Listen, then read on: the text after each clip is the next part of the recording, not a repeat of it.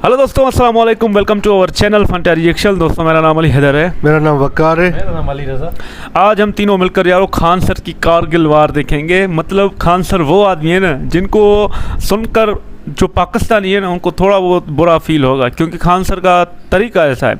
लेकिन मैंने इनको सुना है ना, फर्स्ट हमने इनकी जो देखी थी 71 वाली जंग बांग्लादेश में, जिस तरह वो अलग हुआ, तो उन्होंने अच्छे से एक्सप्लेन किया, प्रूफ भी दिए। थोड़ा बहुत उनके ऐसा तरीका था जो कि फील हर्ट होते हैं हम, लेकिन हम समझ जाते हैं। अभी हमें मतलब सच्चाई का सामना तो करना पड़ेगा ना। तो ये कारगिल वार भी देखेंगे कि इसमें ऑपरेशन विजय, ये ऑपरेशन विजय क्या हुआ था और इसके बारे में जो फैक्ट्स हैं, ये सारा कुछ आज खान सर एक्सप्लेन करेंगे। तो वकार भाई। हाँ, मैं देखूंगा, उसके बाद ही मैं आपको बताऊंगा। तो यार यही कहूँगा, जो खान सर ने पहली वीडियो में जो लगाया था ना, एक नक्शे के, हमारे नक्शे पाकिस्तान के नक्शे के साथ और डॉग को मिला दिया, तो थोड़ा बहुत ऊपर हो गया। बाकी सब ठीक था भाई, हम बाकी वो एक्सेप्ट करते हैं। तो ये कारगिल वार हमने डिफेंस डिटेक्टिव चैनल वालों ने भी हमें अच्छे से, आलोक भाई ने एक्सप्लेन किया था, लेकिन खान सर के बारे में यार ज़्यादा रिक्वेस्ट आ रही थी कि उनको सुनो। तो आज हमने वो भी डाउनलोड कर लिए, तो अभी प्ले करते हैं। चलो दोस्तों। जय हिंद। इस वीडियो में हम कारगिल को कैसे जीता गया इसके बारे में डिटेल से समझेंगे कि क्या था थल सेना का विजय ऑपरेशन और वायु सेना का सफेद सागर ऑपरेशन और नौसेना का ऑपरेशन तलवार। इन तीनों ऑपरेशन के द्वारा किस तरह से पाकिस्तान को हर मोर्चे पर घेर लिया गया, जिस वजह से पाकिस्तान पूरी तरह पीछे हटने से मजबूर हो गया। 1998 में परमाणु बम के सफल परीक्षण के बाद भारत और पाकिस्तान दोनों ही एक परमाणु संपन्न देश थे। दो परमाणु संपन्न देशों के बीच यदि युद्ध होता है तो ये काफी घातक हो सकते हैं। इसलिए इसको समझते हुए और काफी दूरदर्शी सोच रखने वाले हमारे प्रधानमंत्री अटल बिहारी वाजपेयी 21 फरवरी 1999 को बस द्वारा दिल्ली से लाहौर के लिए रवाना हुए और एक लाहौर समझौते पर हस्ताक्षर हुआ 21 फरवरी 1999 को। और जब अटल बिहारी वाजपेयी लाहौर में बस से उतरे तो बहुत ही गर्मजोशी से उनका स्वागत किया गया। दोनों देशों ने कहा कि अतीत में हम लोग जितने भी युद्ध किए हैं उसे भुलाकर हम सब अब एक सह अस्तित्व पे आगे बढ़ेंगे और हम बहुत ही जल्दी मिल बैठकर कश्मीर मुद्दे को सॉल्व कर लेंगे, इसमें बिना किसी देश को इंटरफेयर किए।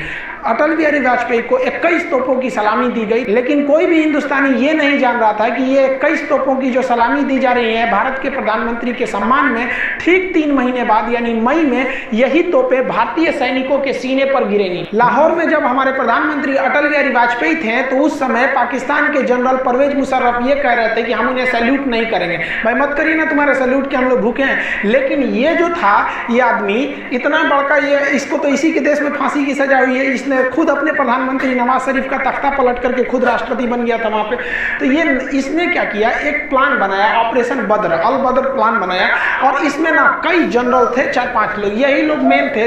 इनमें सबसे महत्वपूर्ण जो थे वो तो एकदम ये तो था ही भाई, ये जनरल ही थे परवेज मुशर्रफ। और यहाँ पे चीफ ऑफ जो जनरल स्टाफ थे अजीज खान और यहाँ मेजर जनरल जावेद हसन। ऐसा कहा जाता है कि पूरा जावेद हसन ने ही रूपरेखा तैयार किया था। हालांकि इतने लोगों का योगदान था कारगिल में। ये लोग चाहते थे कि जो शिमला एग्रीमेंट के बाद ये हुआ था, हम लोग में एक आपसी सहमति थी कि करगिल का जो एरिया है वहाँ टेम्परेचर -30 -40 चला जाता है, इतना ठंड हो जाता है। तो हम लोग क्या करते थे, अक्टूबर के बाद हम भी अपनी पोस्ट बंकर को छोड़ के चले जाते थे और पाकिस्तान भी चला जाता था। फिर हम लोग जाते थे मई जून के महीने में। तो पाकिस्तान ने प्लान बनाया कि 1999 में हम क्या करेंगे, अपनी जो जैसे भारत पीछे हटेगा, पाकिस्तान ने कहा कि हम लोग तो पीछे नहीं हटेंगे और उल्टे अपनी फौज भेज देंगे, उन बंकरों में घुसा देंगे जो भारत खाली करके गया है, और उन्हें हम क्या करेंगे, पूरी हथियार सप्लाई A to Z दे देंगे। ये ऑपरेशन अल बद्र में चल रहा था। इसको आप मैप से समझिए ध्यान से। ये जो आप लाइनिंग देख रहे हैं ये आपका एक्चुअली POK है, पाक ऑक्युपाइड कश्मीर। पाक ऑक्युपाइड कश्मीर का ये जो एरिया है, यहाँ से हम लोग, ये जिला जो आता है वो कारगिल जिला आता है। एक्चुअली लड़ाई जो थी वो कारगिल जिले में थी, वो 4 सेक्टर में थी। उसको एक्चुअली जिला कारगिल होने की वजह से उसका नाम कारगिल दे दिया। देखिए ये लाइन ऑफ कंट्रोल जो है, यहाँ से श्रीनगर से लेह तक एक सड़क जाता है 1A, नेशनल हाईवे 1A। अब पाकिस्तान का जो प्लानिंग क्या था कि ये हाईवे को हमको कैसे भी काट देना है। ये हाईवे काटने का दो मकसद था, एक हाईवे को यहाँ से काट दीजिए और एक ये एरिया से, ताकि यहाँ से कोई सियाचिन में ना जा सके। अगर सियाचिन का हाईवे कट जाएगा तो सियाचिन भारत के हाथ से निकल जाएगा, क्योंकि वहाँ डायरेक्ट पहुँच नहीं है। अब बीच में इतने पहाड़ हैं कि नॉर्मल सड़क बना ही ना जा सकती है। तो इसलिए ऑपरेशन अल बद्र के द्वारा मुशर्रफ ये सोचे कि हम ये हाईवे को काट देंगे तो पाकिस्तान भारत बैकफुट पे आ जाएगा। और रियली भी थी, जैसे आप यहाँ देखेंगे ये डॉटेड लाइन हमारी LAC है, ये लाइन ऑफ कंट्रोल है। अब ये जो सड़क जा रही है ये सड़क है हमारी श्रीनगर से लेह तक। अब यहाँ कारगिल देखिए ये लाइन ऑफ कंट्रोल के बहुत ही करीब है। इनकी प्लानिंग क्या थी, ये लोग 4 जगह से भारत में घुस गए। देखिए कारगिल जो बोलते हैं, कारगिल की लड़ाई करगिल जिला था, उसमें 4 जगह थे। जैसे आपके जिला में कैसे ब्लॉक या तहसील होते हैं, कई सारे होते हैं तालुका टाइप का, उसे ही था कारगिल जिला। इसमें 4 महत्वपूर्ण सब डिवीजन में लड़ाई चल रही थी। ये क्या किया, ये 4 जगह से घुसपैठ कर दिया, यहाँ पर 4 एरिया से घुसपैठ किया। सबसे पहला जो एरिया था मस्कोक एरिया था, ये मस्कोक एरिया में घुसपैठ कर दिया। उसके बाद जो एरिया था वो द्रास का एरिया था। सबसे भीषण जो लड़ाई हुई थी वो द्रास में हुई थी। इसी में तोलोलिंग, टाइगर हिल और 0.5140 इसमें सब आते थे सब ये। तो ये वाला एरिया हो गया द्रास, और इसके बाद ये वाला एरिया हो गया काक्सर।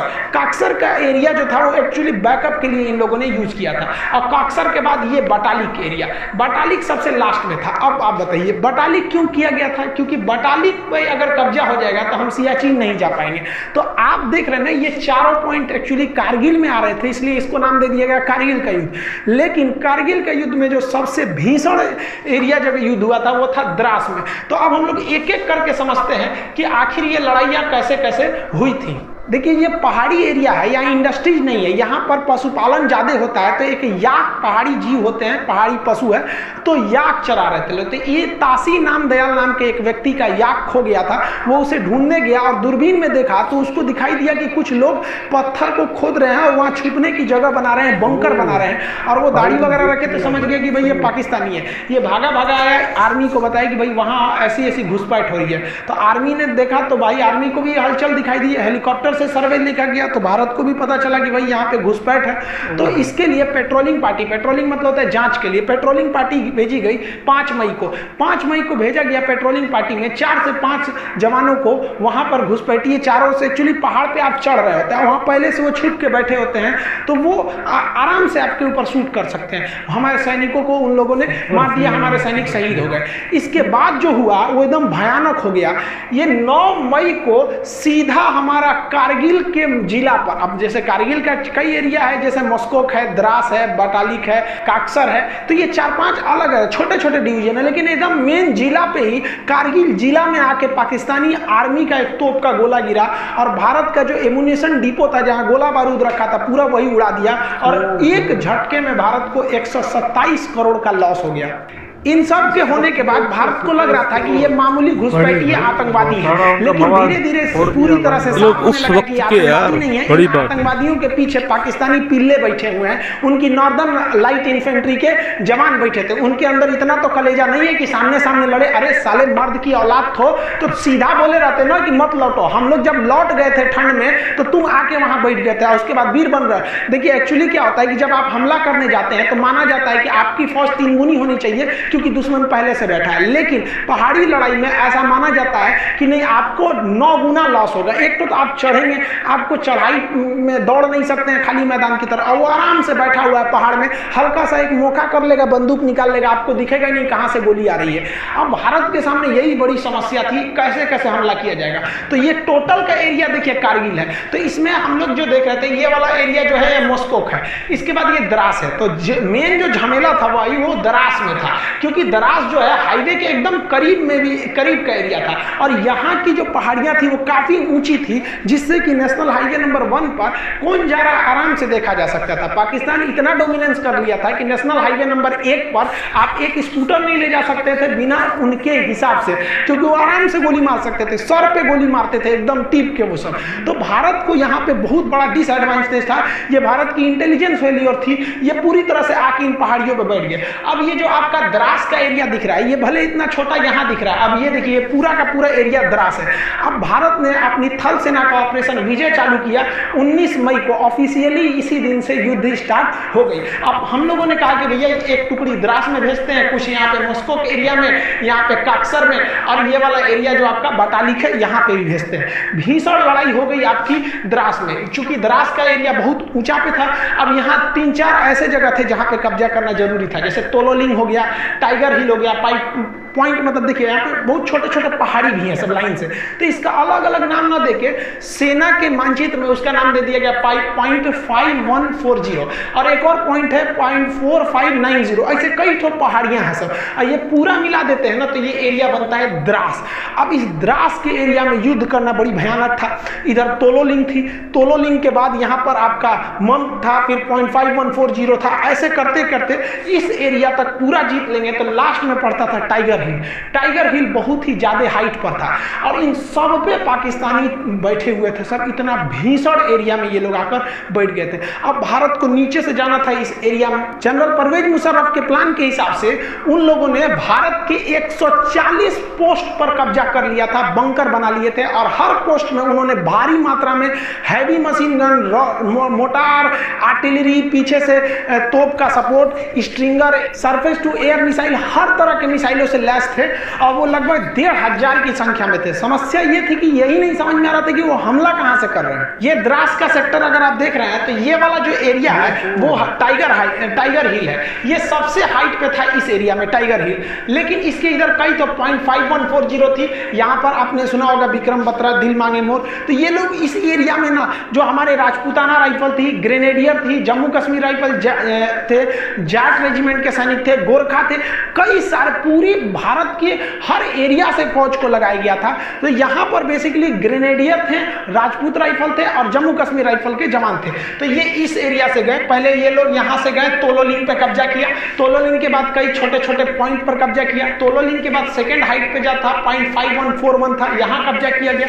यहाँ कब्जा के बाद आप देखिए यहाँ से सीधा टाइगर हिल यहाँ है, यहाँ पर हमला हो रहा था और ये ससुरे सब यहाँ से आर्टिलरी फायर कर रहे थे सब, तोप यहाँ से। सोचिए उनको टाइगर हिल पर मतलब हमारे वाले थे, सक्सेस नहीं हो पाई थी, लेकिन भारतीय जवान रुकने वाले कहाँ हैं ससुरे तुनाई। भारत माँ को जब भी जरूरत पड़ी है, भारत के वीर सपूतों ने कभी भी अपना खून बहाने से पीछे नहीं हटे हैं। भारतीय सैनिक जब पॉइंट 5141 पे कब्जा किए तो यहाँ से नीचे उतरते वक्त भी बहुत ज्यादा यहाँ से भीषण फायरिंग हो रही थी, यहीं पे बहुत सारे फौजी हमारे शहीद हो गए। फिर प्लान बनाया गया कि हम लोग इस डायरेक्शन से उतर के कुछ उस डायरेक्शन से तीनों ओर से घेरा जाए हम लोग टाइगर हिल के ऊपर, तीन ओर से टाइगर हिल को घेर के, और फिर भारत ने टाइगर हिल पर अपना तिरंगा लहरा दिया था। देखिए यहाँ पर जो एरिया दिख रहा है ये आपको टाइगर हिल दिख रहा है। अब टाइगर हिल से इतना दूरी पे आप देखेंगे तो ये तोलोलिंग का एरिया, ये तोलोलिंग पहाड़ी है, ये टोटल एरिया जो है वो द्रास है। अब तोलोलिंग की जो पहाड़ी है वो काफ़ी ऊंचाई पर स्थित है, वहाँ पर लड़ाई करना काफ़ी मुश्किल हो गया था तोलोलिंग पर। अब यहाँ तोलोलिंग पे तो पहले से तोलोलिंग पीक है, यहाँ पे पाकिस्तानी पहले से बैठे थे और जो हिंदुस्तानी फौज थी वो नीचे से आ रही थी। अब हिंदुस्तानी फौज नीचे से जब चढ़ रही थी तो ये जो पाकिस्तानी थे इस साइड में अपनी आर्टिलरी गन रखे थे, यहाँ से हमला कर देते थे। अब तोलोलिंग की ऊंचाई से ये पूरे एरिया पे डोमिनेट करते थे। ये एरिया नीचे होने की वजह से हम लोग जब द्रास से ऊपर चढ़ना चालू किए तोलोलिंग पे तो ये सीधा हमला कर देते थे। फिर भी भारतीय सूरवीरों ने किसी भी तरह इस मुश्किल चोटी के ऊपर चढ़ान किया। तोलोलिंग को जीतने के बाद इसके अगल बगल में देखेंगे तो कई सारी पहाड़ियां हैं जिन्हें अलग-अलग पॉइंट के नाम पे जानते हैं, जिसे हम कहते हैं पॉइंट 5140। इस तरह से छोटी छोटी पहाड़ियां थी। इन पहाड़ियों को पार करने के बाद अब देखिए इतनी दुर्गम में पहाड़ियों में जा जाके लड़ाई लड़ना था और दुश्मन यहाँ पर 100 से ज्यादा पोस्ट बना के, बंकर बना के वहां पर गुफा टाइप का उसमें छुपा हुआ था। हमारे सैनिकों को दिखता भी नहीं था स्पष्ट कि उनकी लोकेशन कहाँ है। ये पार करके इस एरिया की जो सबसे ऊंची चोटी थी वो थी टाइगर हिल। द्रास के तोलोलिंग और उसके छोटे पहाड़ियों पे जीतने के बाद अब इस एरिया का सबसे ऊंचा पहाड़ आप देख रहे हैं ये टाइगर हिल। इसको फतह करना बहुत ही मुश्किल था। टाइगर हिल पे हमारे जो जम्मू कश्मीर राइफल, जो राजपूताना राइफल रही, हमारी जो ग्रेनेडियर्स, इनकी पोस्ट पहुंची फौज पूरी तरह से। अब ये इतना सीधा चढ़ाई पे और यहाँ से ये लोग टोटल एरिया डोमिनेट कर रहे थे। इस वजह से इंडिया को जो थी कैजुअलिटी ज्यादा हो गई क्योंकि ये पहाड़ पर वो पहले से छुपे हुए थे। एक तो इतनी ऊंचाई थी। अब आप सोचिए जो कुतुब मीनार है वो 240 यानी लगभग 250 फीट की ऊंचाई पर, और ये लड़ाई चल रही थी 18,000 फीट। आप 250 फीट कुतुब मीनार चढ़िएगा तो थक जाते हैं, ये 18,000 फीट पर दुश्मनों का आमना सामना, उसमें से छोटो पाकिस्तानियों की फौज पीछे से तोप से फायरिंग कर रही थी, इनडायरेक्टली मोटार तोप, हैवी मशीन गन इत्यादि से। और इनको छुपने में एक सहायता होती थी, क्योंकि रूल है कि जो ऊंचाई पर रहता है उन्हें युद्ध में ज्यादा फायदा मिलता है। इसीलिए टाइगर हिल को तीन ओर से घेर लिया गया। तीनों ओर से घेरने के बाद जब टाइगर हिल पर कब्जा हुआ तो समझने लगा कि भैया द्रास का एरिया जो है ना अब पूरी तरह से इंडिया के डोमिनेंस में था। लेकिन बाकी बटालिक सेक्टर वगैरह में अभी भी घुसपैठ बनी हुई थी। लेकिन ये टाइगर हिल जीतने के बाद भारतीय सैनिकों का मनोबल भी टाइगर हिल से ज्यादा ऊंचा उठ गया था। करगिल की लड़ाई में सबसे निर्णायक अगर किसी हथियार ने अगर साथ दिया था तो वो बफोर्स तोप ने साथ दिया था। बफोर्स तोप ने इतना भयानक बम्बार्डमेंट किया था कि पाकिस्तानियों को समझ में नहीं आ रहा था कि कहां से ये हमला हो रहा है। जबकि आपको याद होगा तो जब राजीव गांधी की सरकार थी तो इनको बहुत सारे इल्जाम लगाए गए थे कि बफोर्स में घोटाला हुआ है, क्या हुआ है। लेकिन जब युद्ध के मैदान में जब बफोर्स अपने रियल मैदान में उतरा तो जितने विरोधी थे जो ये बोल रहे थे कि राजीव गांधी ने घोटाला किया है, उन लोग का एकदम मुंह बंद हो गया, क्योंकि ये एकदम पिन पॉइंट निशाना मारता था, एकदम टीप के। और जबकि पाकिस्तानी को समझ में नहीं आता है मार कैसे रहा है। हम किसी अलग वीडियो में आपको बता देंगे कि तोप से कैसे निशाना बनाया जाता है। एक्चुअली उसके लिए 8 फिगर आर्टिलरी निकाली जाती है 4 फिगर के हिसाब से। तो वो 4 फिगर 8 फिगर के हिसाब से इसको निकाल के मारा जाता है। 40 किलोमीटर रेंज होता है। 40 किलोमीटर तो दिखता भी नहीं है, ये फिगर के हिसाब से मारा जाता है, नक्शा के हिसाब से। वैसे ही हमारे यहाँ राफेल खराब है, राफेल खराब। अभी चाइना से युद्ध हो जाएगा तो सबको समझ में आ जाएगा कि राफेल क्या है। तो हमारे यहाँ ना देखिए भाई, किसी की भी सरकार रही, विपक्ष में बैठे हो तो मतलब सरकार को गरियाओ। एक तरह से कह लीजिए तो ये हमारे पॉलिटिक्स का एक परंपरा है कि विपक्ष में बैठे हो तो सरकार को गरियाओ। उस वक्त बफोर्स के लिए आप राजीव गांधी को गरिया रहे थे, अभी आप राफेल के लिए नरेंद्र मोदी को गरियाओ। तो आप ये नहीं कह सकते कि गाली किसी एक पार्टी ने सुना है, यहाँ सब पार्टी गाली सुनती है, भले वो कुछ भी करे। आर्टिलरी गन के बाद वायुसेना ने भी अपना ऑपरेशन सफेद सागर चालू कर दिया। 26 मई 1999 को ऑपरेशन सफेद सागर को ऑफिशियली लॉन्च कर दिया गया। और इसके लिए भारतीय वायुसेना ने अगले ही दिन यानी 27 मई को, ये भारतीय वायुसेना के लिए बहुत खराब दिन एक तरह से कह सकते हैं, तो क्योंकि यह इस वक्त भारतीय वायुसेना को कई सारे झटके लगे। उन्होंने अपना मिग 27 विमान को उड़ाया जो वहां पे पहाड़ी क्षेत्र में गया और इसमें टेक्निकली खराबी आ गई थी। ये हालांकि पाकिस्तानी कहते हैं कि उन्हें मारकर गिरा दिया गया था। टेक्निकली खराबी आने की वजह से इसके जो पायलट थे नचिकेता, वो क्या किए, पैराशूट से ड्रॉप किए और गलती से उनका पैराशूट जो है लाइन ऑफ कंट्रोल के उस साइड गिर गया, पाकिस्तान साइड में। बाद में पाकिस्तान ने भारत के दबाव में लौटा दिया, जैसे अभिनंदन जी के साथ मामला हुआ था।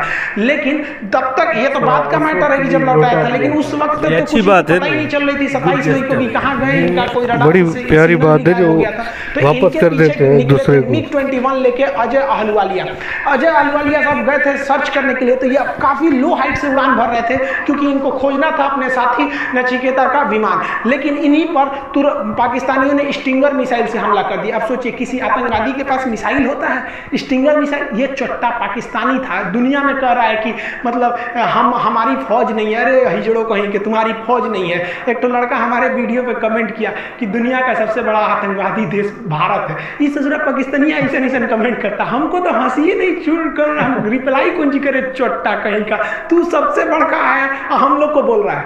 तो आतंकवादियों ने अजय अहलुवालिया के विमान पर स्टिंगर मिसाइल से हमला कर दिया। स्टिंगर मिसाइल से जब हमला किया तो ये इन्होंने सीट एजेक्शन का बटन दबाया। इसके बाद सीट एजेक्शन हो जाता है, हम राफेल के वीडियो में आपको सब समझा दिए थे। और उसके बाद जब ये पैराशूट से नीचे उतरे तो ये पाकिस्तानियों ने हैवी मशीन गन से फायरिंग किया। आसमान से अजय अहलुवालिया के शरीर के टुकड़े गिर रहे थे, वहां पर एकदम निर्मम हत्या कर दी गई। ये वायुसेना का एक बहुत बड़ा कह लीजिए तो एक काला दिन था। वायुसेना ने सोची कि हम अपने हेलीकॉप्टरों का प्रयोग करेंगे क्योंकि फाइटर जो होते हैं बहुत तेज रफ्तार से निकल जाते हैं, दुश्मन कहाँ छुपा है पता ही नहीं चलता है। और हेलीकॉप्टर जो होते हैं वो थोड़े धीरे स्पीड से होते हैं और एक जगह रुक भी सकते हैं। लेकिन भारत के साथ समस्या क्या था, जो उसके Mi-24 या Mi-35 जैसे भीषण लड़ाकू हेलीकॉप्टर थे, ये सब के पास जो लड़ाकू हेलीकॉप्टर थे ये इनके पास हथियार ज्यादा होता है, लेकिन इनकी लोड इतने भयानक थी कि ये उतना हाइट पर उड़ नहीं सकते हैं। ये केवल 10,000 फीट की ऊंचाई पर ये उड़ सकते हैं। लेकिन वहां वहाँ तो लड़ाई हो रही थी 18,000 फीट की ऊंचाई पर। सोचिए 18,000 फीट, कुतुब मीनार 250 फीट की ऊंचाई पर, वो 18,000 फीट की ऊंचाई पर। अब क्या किया जाए, तो भारत ने अपना MI-17 जो हेलीकॉप्टर था, जो सवारी ले जाने वाला हेलीकॉप्टर था, जिसमें कोई भी मिसाइल नहीं लोड किया जा सकता है, तो भारतीय वायुसेना के इंजीनियरों ने इसमें क्या किया, अलग से मिसाइल ले जाने के लिए पॉट जोड़ दिया। आप यहाँ देखिए इसमें कोई पॉट नहीं है, लेकिन यही हेलीकॉप्टर में यहाँ पे आपको रॉकेट ले जाने के लिए पॉट जोड़ दिया गया। लेकिन इसमें एक खराबी थी, जो हमारे 4 MI हेलीकॉप्टर थे, इसके पास आती हुई मिसाइलों के, क्योंकि पहले जो 2 विमान थे उन पर तो मिसाइल अटैक हो गया था, स्ट्रिंगर मिसाइल कंधे पे रख के मार दिया जाता है। तो ये लोग स्ट्रिंगर मिसाइल से बचने के लिए एक फ्लेयर का प्रयोग करते हैं। वो आग का गोला होता है। एक्चुअली स्ट्रिंगर मिसाइल जो होती है वो गर्मी को सूंघ के आती है, तो गर्मी को सूंघ के आती है, तो ये क्या करते हैं, जब इनको पता चल जाता है कि हमारे ऊपर स्ट्रिंगर मिसाइल आ रही है, तो वो आग का गोला फेंकने लगते हैं, जिसका जो इंफ्रारेड को मिसाइलों को अपनी ओर खींच लेता है, ये बच के निकल जाते हैं। तो भारत के जो हेलीकॉप्टर थे, 4 में से तीसरा जो हेलीकॉप्टर था, उसमें ये फ्लेयर वाला सिस्टम था वो नहीं लगाया गया था, और यही खतरा हो भी गया। हमारा पहला हेलीकॉप्टर बम बरसा के आ गया, फ्लेयर से बच गया, दूसरा भी फ्लेयर छोड़ के बच गया, बम बरसाया, लेकिन तीसरा जो जहाज था वो भीषण हमला किया, और उसके पास फ्लेयर भी नहीं था, लेकिन इतने हमारे वायुसेना के पायलट बहादुर कि वो नीचे जहाज को लगाया, एकदम एक्यूरेट हमला किया। लेकिन उसी बीच क्या हुआ, जो स्टिंगर मिसाइल थी वो तीसरे हेलीकॉप्टर को हिट कर गया। पीछे से आ रहा चौथा हेलीकॉप्टर, जो वो एरिया था पाकिस्तानियों का बंकर को ध्वस्त कर दिया, लेकिन हम लोगों ने फिर अपना एक हेलीकॉप्टर खो दिया, और उसमें हमारे बैठे जवान को हमारे जो जवान थे वो भी शहीद हो गए। भारत ने अपनी स्ट्रेटजी को पूरी तरह से चेंज कर दिया। भारत ने अपना फ्रांस निर्मित जहाज को लगाया, जिसका नाम था मिराज 2000। एक्चुअली पाकिस्तान इस जहाज को खरीदने से इनकार कर दिया था, कहा था कि भैया बहुत बड़ा साइज का जहाज, हम इसको नहीं लेंगे, और भारत सरकार ने इस मिराज जहाज को वायुसेना ने लगाया। ये मिराज जहाज जो लेजर गाइडेड बम से हमला करते थे, तो ये सबसे बड़ा, आपका ये तो वायुसेना का जो ऑपरेशन सफेद सागर था उसमें सबसे निर्णायक भूमिका मिराज 2000 लगाया। ये तो पाकिस्तान में घुस के पाकिस्तानियों का बलात्कार कर दिया, ऊपर से ही मारा, इतना हमला किया कि कमर टूट गई कारगिल की लड़ाई में। कह रहे थे कि बहुत बड़ा साइज है, बहुत बड़ा साइज है, तो बढ़िया से तो धोबो किया है। और अभी याद रखो, इसका बाप आ रहा है, बाप इसी का मिराज 2000 का राफेल पुरान हो गया, तगड़ा अभी और है। लेकिन वायुसेना को एक बात का और डर था कि 1965 की लड़ाई में हम लोगों ने एक छोटा सा हमला किया था, जिसके बदले में पाकिस्तानी वायुसेना ने भीषण हमला कर दिया। इस बार उनके हमले से डर नहीं था। एक्चुअली दिक्कत क्या था कि पाकिस्तानी घुसपैठिए जो थे, उनकी नॉर्मल लाइट इन्फेंट्री के जो जवान थे वो घुस चुके थे पूरी हथियार को लेकर, और हम लोग को दिख भी नहीं रहा था। और अगर वायुसेना भारत की पाकिस्तान की दोनों घुस जाएगी, तो इसमें सबसे बड़ा फायदा क्या होगा, नीचे के घुसपैठियों को, क्योंकि हमारे जो जवान चढ़ रहे थे उनको तो ये पाकिस्तानी घुसपैठी मारिए रहते थे आराम से, ऊपर से उनकी वायुसेना भी मारने लगती थी। लेकिन इसीलिए भारतीय वायुसेना ने श्रीनगर एयरबेस, पठानकोट एयरबेस से अपने जो जितने भी घातक जो इंटरसेप्टर जहाज थे MiG-29, इसको तैनात रखा था कि अगर पाकिस्तानी वायुसेना आएगी तो तुम उससे जाके लड़ जाना, कारगिल के एरिया में घुसने ही मत देना। इसी बीच सबसे भीषण घटना हुई थी भाई 24 जून 1999 को। हमारे 2 जगुआर जहाज जो थे वो रेकी पे निकले हुए थे। इसी जहाजों ने क्या किया, उनको लगा नीचे एक तो गुलटेरी जगह था, इन जहाजों को लगा कि भाई नीचे काफी ज्यादा फौज है, और वो नीचे काफी फौज का जमावड़ा था। तो जो आगे का पायलट थे वो काफी यंग थे, जो पीछे बैठे थे उनका नाम था, पायलट का नाम AK सिन्हा। तो AK सिंह जो थे ये थोड़े सीनियर पायलट थे।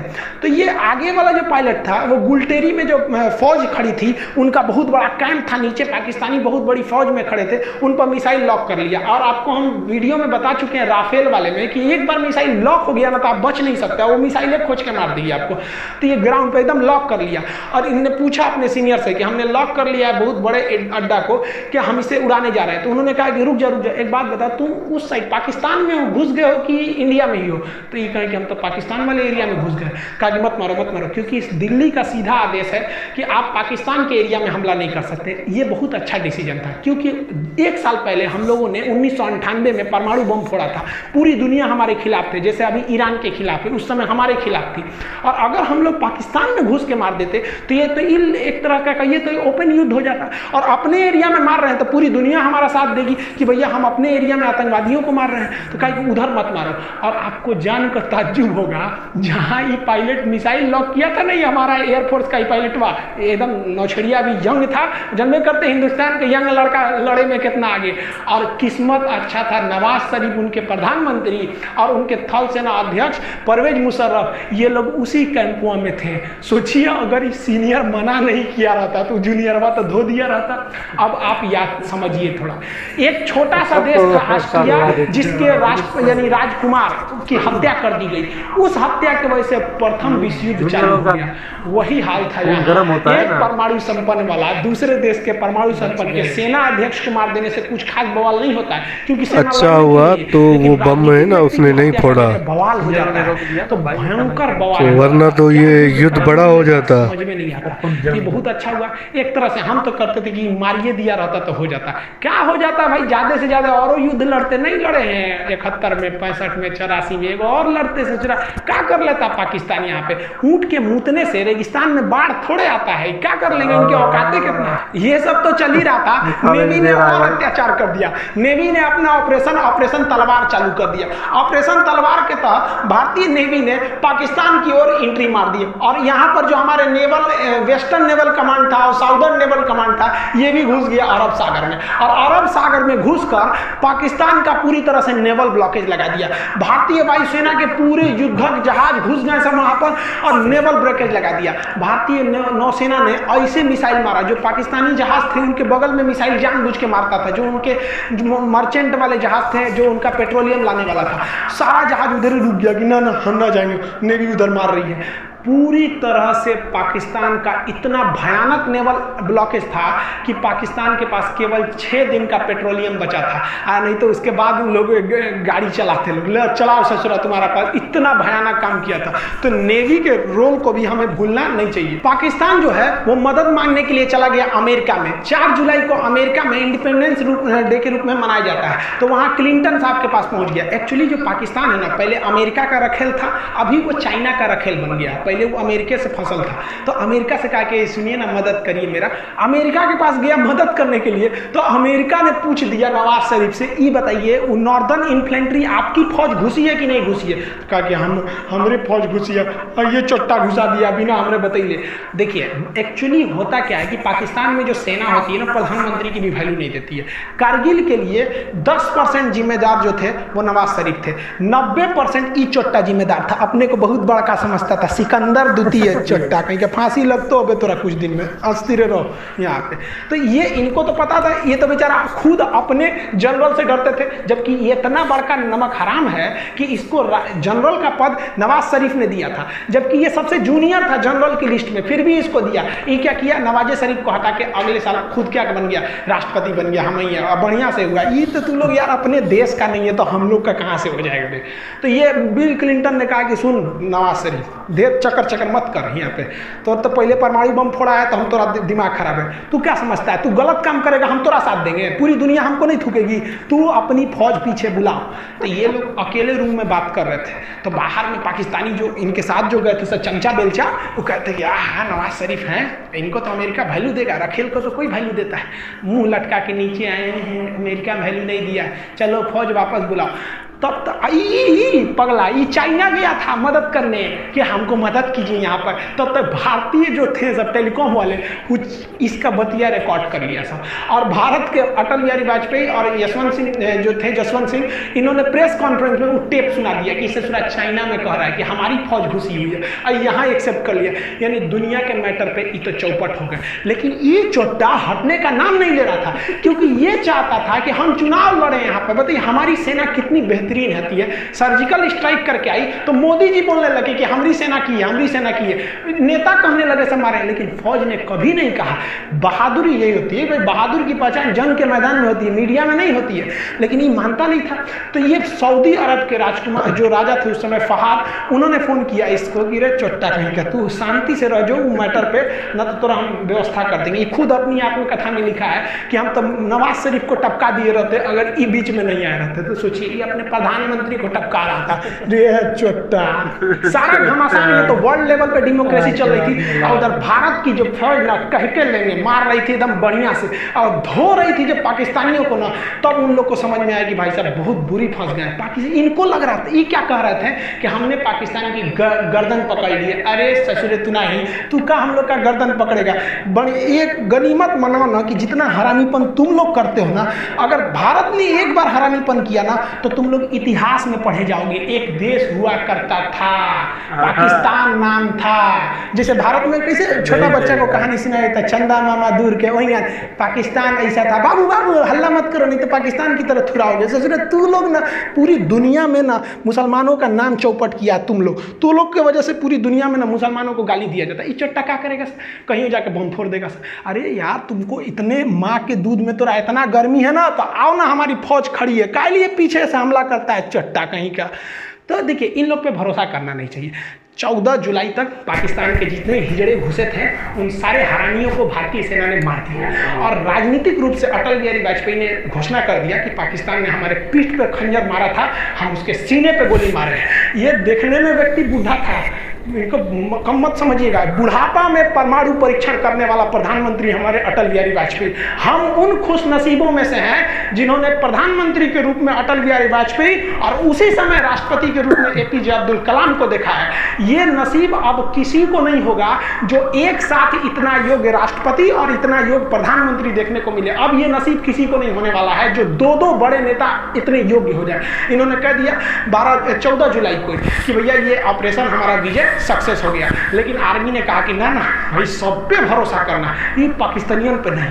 अब सेना ने एक एक करके घूमना चालू किया कहाँ कहाँ पाकिस्तानी छुपे हैं सर। तो पूरी तरह से 26 जुलाई को सेना ने कहा कि एक को कुत्ता नहीं बचा है। इस ससुरा सर लाश लेने नहीं आया था अपनी फौज का, कह रहा था कि हमारी फौज नहीं है, जबकि जेब में आई कार्ड था कि पाकिस्तानी आर्मी नॉर्दर्न इन्फेंट्री। ससुरा कहें कि अरे लाश तो ले जाते यार, हम लोग लाश दे सकते थे। भारतीय सेना की बहादुरी देखिए। पाकिस्तानियों ने जब 14 मई को हमारे पेट्रोलिंग पे गए कैप्टन सौरभ कालिया को पकड़ा था, चारों ओर से घेर लिया था, तो इन पर इतनी यातनाएं दिया था ना, इनके आंख निकाल लिए थे, इनके होंठ और जीभ काट लिए थे, कान काट लिए थे सर, नाखून निकाल लिए थे सर, इनके कपड़े उतार कर इनके गुप्तांगों को काट लिया गया था, इनके लाश के टुकड़े करके बोरा में भर के फेंक दिया गया था। इन हरामी पाकिस्तानियों ने इतना गलत काम किया जो युद्ध इतिहास में कभी ऐसा नहीं है, युद्ध के नियम में नहीं है ऐसा। जबकि भारतीय सेना जब अपना सर्च ऑपरेशन कर रही थी, जो कुछ पाकिस्तानी जो थे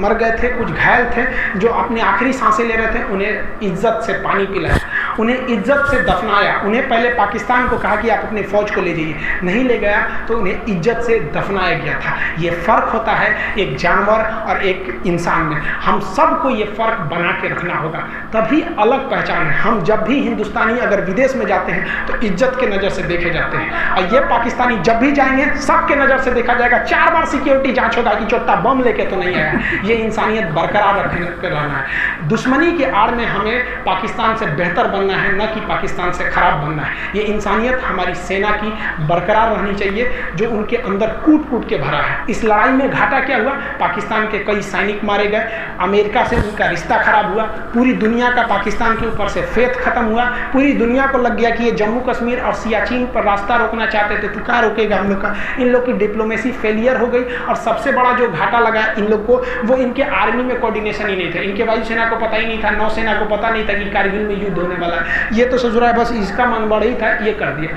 लेकिन भारत की अगर बात करेंगे तो भारत के साथ भी कई समस्याएं थी। पहला कि भारत के लिए वेदर एकदम खराब था, मौसम पूरी तरह खराब था, हाइट इतनी ज़्यादा थी कि हम लोग हाइट पे चढ़ रहे थे तो हाइट की वजह से प्रॉब्लम हम लोग को फेस हो रहा था युद्ध के वक्त में, और ऑक्सीजन वहाँ कम हो जा रहा था, और हम लोग तो रेडी ही नहीं थे लड़ाई के लिए। और अचानक हो गया, कौन रेडी रहेगा भैया। फरवरी में हम लोग मिलने गए, हमारे राष्ट्रपति हमारे अटल बिहारी वाजपेयी वहाँ जाके प्रधानमंत्री से गले मिलने, हमको क्या पता तुम खंजर घोंप देगा यहाँ पे। और जो हमारे लिए सबसे बड़ा फेलियर है, हम तो कहते हैं कि पाकिस्तान की आर्मी जिम्मेदार है, लेकिन हमारे देश के इंटेलिजेंस भी जिम्मेदार है। तुम जासूस किस काम का रहे कि तुमको ये पता नहीं चल रहा है कि पाकिस्तान की हजारों फौज घुस गई, वो आर्टिलरी लेके चले आए, एमुनेशंस लेके चले आए, मिसाइल लेके हमारे वाले जासूस जो नहीं थे, जिन्होंने गलत इन्फॉर्मेशन दी थी, कहाँ मर गए थे सब। और ये हमेशा से यही होता है। 1962 की लड़ाई हम लोग को मुंह की खानी पड़ी यही जासूसों की वजह से। 84 में ये ससुरे सियाचिन में घुस गए थे, फिर भी जासूस कुछ नहीं हुआ। काम और सही नहीं अब करते। 2008 में मिसअंडरस्टैंडिंग कर देते जब हैं। हमला हुआ तो हमारे जासूसों को पता ही नहीं था कि इनका जीवन के साथ घुस गया, हमला कर दिया। हमारे वालों ने भी गलत इन्फॉर्मेशन दे दी कि वो INS विक्रांत वो उस साइड है। भाई बस ये गलतियां होती रहती है सबसे ही। ये खान सर ने ना आज बहुत कुछ यार ऐसा कुछ बता दिया है जो लोग भाई वाली वीडियो में यार जो हमने देखा था ना वो भी उन्होंने भी अच्छे से एक्सप्लेन किया, लेकिन यार खान सर ने ना वो बातें हमें बताई हैं जो शायद ही हमें पता चल सकती। मतलब यूट्यूब पर ऐसे लेक्चर हमें मिल गया है, यूनिवर्सिटी में भी ऐसा लेक्चर नहीं चलता। मतलब हमारे वाले टाइगर हाइट पर थे, इतना ऊंचाई पर थे कि नीचे वालों पर हमला भी आसानी से कर सकते थे। सब कुछ नज़र आता था कि यहाँ से हलचल हुई है तो इंडियन फौज बेचारी वो जब भी वहाँ पर चढ़ाई करने जाती वो बम फोड़ देते, वो बेचारे परेशान हो जाते अभी करते हैं क्या। लेकिन फिर भी यार इंडिया वालों ने हार नहीं मानी और तरफ से नीचे से घेर लिया भाई, सारा कुछ कर लिया। लेकिन वही जासूसों का काम गलत। ये असल मेन किरदार उनका ही है। लेकिन यार ये इस वीडियो से ऐसा पता चलता है कि ये हमने धोखा दिया इंडिया को। भाई देखो ना, ये उस जमाने में हम नहीं थे, हमारे जो जनरल साहब थे उनका ये यार वकार भाई आप सोचो ना, जब इंडिया का प्रधानमंत्री श्री अटल बिहारी वाजपेयी यहाँ पर आए दोस्ती के हाथ बढ़ाने के लिए, और आप तस्वीरें भी देख सकते हो हमारे वालों की मतलब मुलाकात भी हो रही है ये सब, तो फिर ये क्यों कर दिया, पीछे से छुरा क्यों भोंक दिया? भाई वो जनरल साहब थे, वो वहाँ के जो कोई मिसअंडरस्टैंडिंग हो सकती है। हमारे परवेज मुशर्रफ साहब अपनी प्लानिंग कर रहे थे कि इसको हटा दो नवाज शरीफ। नवाज शरीफ इसको लाया था भाई, नवाज शरीफ बेचारे का कसूर ही नहीं था वो। भाई देखो ना मिसअंडरस्टैंडिंग हो गई, ये तो अभी शुक्र है तो अब अमन में रह रहे हैं हिंदुस्तान और पाकिस्तान। परवेज मुशर्रफ चाइना गया था मदद लेने और नवाज शरीफ अमेरिका गया था, अमेरिका ने भी कहा भाई जाओ नहीं करते हम मदद। भाई वो घूमने गए थे, फिर हम सारे हमको पेल दे दूंगा हमारे को फौज वापस बुला लो अपनी। और परवेज मुशर्रफ मान नहीं रहा था, वो बोल रहा था मैं नहीं जटूंगा, मैं जंग लड़ूंगा। यार इनसे यार नुकसान हुआ ना, 127 करोड़ का इंडिया को नुकसान हुआ भाई। हमारा भी जवान मर गए, बहुत सारे शहीद हो गए यार उस वक्त के 127 करोड़ भाई बड़ी रकम है, इतना नुकसान होना यानी कि अब का तो मेरे ख्याल में हजारों करोड़ों का नुकसान था। वो हमारे जो शहीद थे फौजी वो हमें नहीं दे रहे थे, वो इंडिया वाले दे रहे थे, हमारे वाले उनके हमारे नहीं है यार। ये बड़ी बुरी बात है, जो फौजियों को जो दफनाया जाता है ना, ये अच्छी इंडिया बात ने है। अच्छा किया ना उनको इज्जत के साथ। बेहोश हो रहे थे, चाहे वो चाहे हिंदुस्तान की फौज हो चाहे वो पाकिस्तान की हो, इंसानियत सबसे बड़ी अच्छी चीज है। और वो जो एक पेट्रोलियम वाला फौजी था ऑफिसर, वो हमारे यहाँ आया था। भाई ये दुख की बात है यार, ये जासूस ये तो हम नहीं कह सकते वो हमारे यहाँ फौजियों ने ऐसा किया हुआ। बस यार ये अली हैदर भाई जासूसों का ये जो काम है ना यार, इंडिया जासूस कोई भी हो, लेकिन जो आम बंदा था ना जिसने बताया इंडियन आर्मी को कि हलचल हुई है, असल काम तो उसने किया। हाँ, बड़ा प्लान रो खराब कर अगर वो नहीं बताता फिर भाई क्या होता। फिर तो भाई बड़ा कारगिल के 4 हिस्से थे ना, वो बोल रहे थे एक नहीं है 4 जिले थे, वहां पर उन्होंने कब्जा जमा लिया था। लेकिन इंडिया ने ऑपरेशन विजय करके फतेह पा ली और हम पाकिस्तान से वो जीत के प्लानिंग खराब, फिर वापस हम चले गए। अगर वो प्लान कामयाब हो जाता ना, हम अपने जनरल के कहने पर वापस चले गए। वो जनरल के नहीं, अमेरिका ने बोल दिया भाई, जिसने भी कह दिया तो वो वापस चली गई। लेकिन इस बात से ये पता चलता है कि पाकिस्तान को जो आज तक ये अकड़ है ना, उसकी कोई यार वैल्यू ही नहीं है। जो हमारे साथ हुआ है ना, हमें तो बस चुपचाप अपने मुल्क के लिए, तरक्की के लिए कुछ करना चाहिए। ये जो वर्ड्स की, जो लफ्ज़ों की जो जंग होती है ना, एक दूसरे को चिढ़ाना, ट्रोल करना, ये खत्म कर जाए बस। अभी हमारा पास्ट जो है ना वो बहुत ऐसा है कि हम कह भी नहीं सकते ना। अभी जो इंडिया में और पाकिस्तान में है ना, वो अमन के चल रहा है, अमन से चल रहा है। लेकिन ये फिर भी खालिस्तान मूवमेंट नहीं, पता है क्या भाई? खालिस्तान को हम कर रहे हैं क्या? हम ही कर रहे हैं ना, ये ISI वाले कर रहे हैं ना। नहीं भाई, आपको क्या पता? प्रूफ नहीं है, पाकिस्तान नहीं है इसमें। जो भी होता है इंडिया में तो वो पाकिस्तान के ऊपर लगा लेते हैं। बाहर के जो मुल्क है वो बस चूरन बेच रहे हैं। जैसे चाइना तो यार, इसमें अमेरिका वाले नहीं है, चाइना हमें इस्तेमाल कर देखो रहा है ना, अमेरिका वाले देखो वहाँ पर तरक्की हो रही है कि अमेरिका वाले छोड़ देंगे तो आप तरक्की कर लो। अमेरिका ये अलग जो भी बात होती है तो वो हमारे डोनाल्ड ट्रंप इधर आया था, जो बाइडेन भी अभी आएगा भाई, बड़ा यार छोड़ दो, वो देखना ना है, वो सारे वो मंसूबे बनाएंगे। जो भी इंडिया में बात होती है वो पाकिस्तानी हम करते हैं। नहीं, ऐसे नहीं है।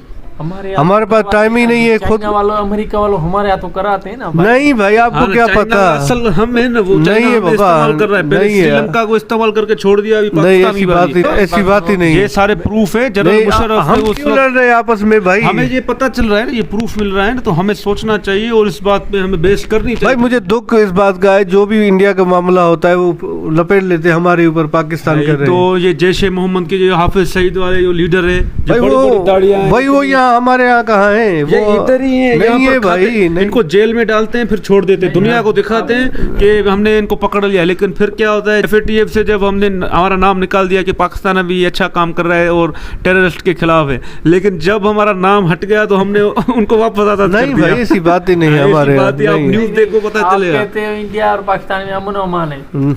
अमन अमान- बॉर्डरों पे बड़े भाई TTP वाले वो हमारे फौजियों को शहीद कर रहे हैं बलूचिस्तान में, आम बंदों को, पुलिस वालों को। आप खुद सोचो ना। तो मतलब अगर यार खान सर की आप ये वीडियो हमने देखी, हमें मतलब सच्चाई पता चल गया। हाँ। आप समझते हो ना? हाँ, कुछ बोलो ना। मैं समझ गया हूँ जो हमारे यहाँ मिस्टेक हुई है ना। अच्छा, वो यार इतना कुछ हुआ था, इंडिया वालों ने हमारे साथ दोस्ती करना चाहिए, लेकिन हमने दोस्ती नहीं की। ये हमारी मिस्टेक है, आज हम परेशान हैं। हाँ, और इंडिया देखो कितना वो- तरीके, और हमें अभी भी जरूरत है। आप पाकिस्तानी पब्लिक के रिव्यूज देखोगे ना, सारे बोलते हैं यार आपको भगवान का वास्ता है, ये वो वीडियोस में बोलते हैं। हाँ। इंडिया को अपील करते हैं कि भाई हमारा साथ दो। अभी हम खुद उनको मतलब बोल रहे हैं, अगर हम उसी वक्त उनसे दोस्ती कर लेते तो आज हमारा ये दिन देखने को ना मिलता। नहीं मिलता। हमें चाइना की जरूरत नहीं पड़ती, नहीं, किसी की भी इंडिया नहीं हमारा होती। दोस्त होता तो हमें किसी की जरूरत ही नहीं थी। लेकिन इंडिया भी अभी कहता है कि भाई हमने बहुत बार ट्राई किया आपके साथ दोस्ती करने का, लेकिन आप लोग ही हमें मतलब धोखा देते हो। इस वजह से नरेंद्र मोदी बोलता है पाकिस्तान का नाम ही ना लो हमारे पास, वो हमें इग्नोर कर देते हैं। भाई अब क्या कर, जो माजी में हो चुका है तो अभी तो नहीं हो सकेगा अभी ना। ऐसा हो सकता है कि पाकिस्तानी अवाम जो है ना, एक अच्छा लीडर को चूज करें हाँ। और उनसे मतलब ये डिमांड रखें कि हमें किसी से दुश्मनी नहीं चाहिए, हमें सिर्फ इंडिया से दोस्ती चाहिए और साथ में मिलकर हमें तरक्की करनी आगे चाहिए। सोचना चाहिए, क्योंकि दुनिया अभी बहुत आगे ना जा चुकी है भाई। हम तो अभी AI का आपस में जमाना लड़ते है, हैं। रोबोट्स का जमाना है। अभी इंसानों की वैल्यू नहीं है, अभी रोबोट के सब कुछ रोबोट करेंगे।